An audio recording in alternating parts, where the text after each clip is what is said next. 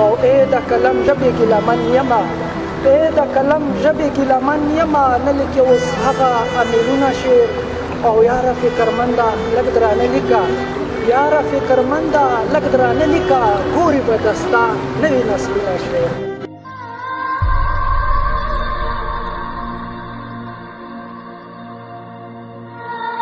بسم الله الرحمن الرحیم مینوالو مونږ راغلي یو بیا صدای خیبر پیج نه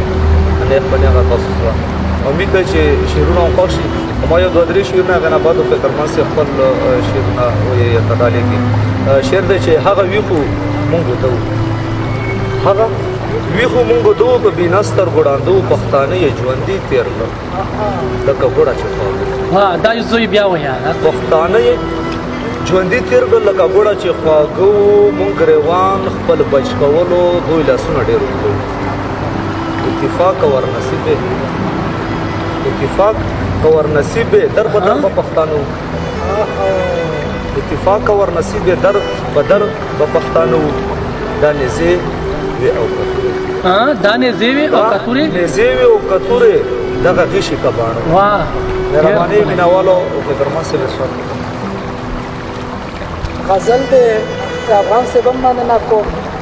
د ټیکه یې چا اخیستې مطلبي غمي ورکېږي د ټیکه یې چا اخیستې مطلبي غمي ورکېږي زما د دشته او د غرونه قیمتي غمي ورکېږي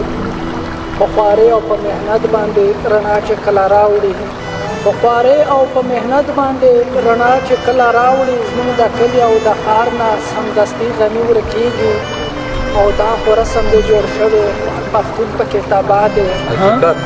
دا خو رسم دی جوړ شوی خوار پښتون پکې تباه دی د لوی غر د پښتونخوا نه خوارکي غمي ورکېږي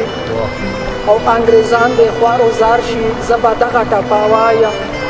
انګریزان دی خوار و زار شي زه به دغه ټپه وایم د دې جنګ د مصیبته حقیقي غمي ورکېږي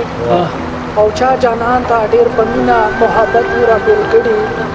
چا جانان ته ډېر په مینه محبت و راټول کړي چا په ښار کې دا پرې کړې جواري غمي ورکېږي او څه د علم کمزوري ده څه کمقلصه مصر دی څه د علم کمزوري ده څه کمقلصه مصر دی د فقیر د غېږې ځکه فیروزي غمي ورکېږي افغان سلیما یو بل دی زړونه چې زخمي شي د دردونو شعر زړونه چې زخمي شي د دردونو شعر لیکي شاعران په ستمونو شعر او ناستې ورته سوچ فکر نیولی وي ناستې ورته سوچ فکر نیولی وي ګوري پکې تل د امیدونو شعر او ای د قلم ژبې کې لمن یمه ای د قلم ژبې کې لمن یمه نه لیکې اوس هغه امیلونه شعر او یاره فکرمنده لږ درانه لیکه یاره فکرمنده لږ درانه لیکه ګوري به دستا نوي نسلونه شعر افغان صاحب ډېره مننه بس په اخره کې یو شعر مینوالو ته چې ټول کچر په یو ځل د انصاف په تله وشي ټول کچر په یو ځل د انصاف په تله وشي سپک به هم روان شي په درنو پسې به ځي مینوالو ډېره ډېره مننه تاسو اورېدونکو چې مونږ واورو او مونږ غږي دا مو خپرونه وه یو ساعت راتلونکې خپرونه پورې اجازات غواړو الله په امان